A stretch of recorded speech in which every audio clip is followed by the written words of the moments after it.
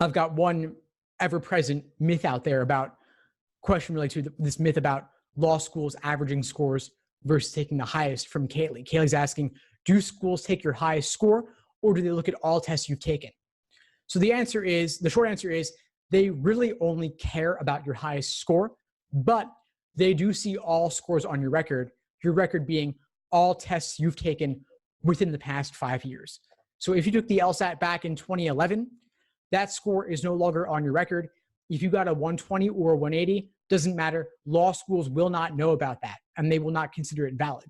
But if you took it 3 years ago and got a 180, you're good. And in fact, with the new limit, you can't take it again. If you got a 170 3 years ago, you could retake it now and get a 175, and that's great.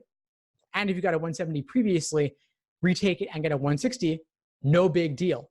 The 170 is still what counts. Now, is it better to have a 170 and have that be it?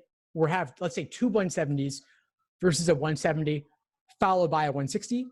Of course, it's better to have only the higher score, not a higher followed by a lower. But it is what it is.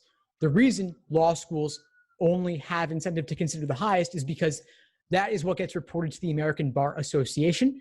And that is what, in turn, is submitted to U.S. News for the ever important U.S. News Law School rankings, which everybody cares about. And law school admission officers, their jobs are based in some part on how well they do in the rankings.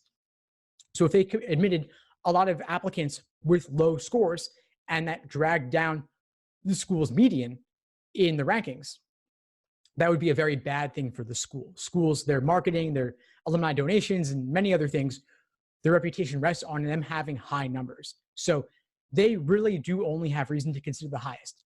Now, they will talk about holistic review in part because it sounds nicer, but in reality, this is all they have incentive to care about. Thanks for tuning into the show. Please subscribe if you haven't done so already to be notified of new episodes as I release them. And feel free to reach out if you need anything at all as you move forward with your prep. I'm happy to help however I can. In the meantime, I'll wish you all the best and take care.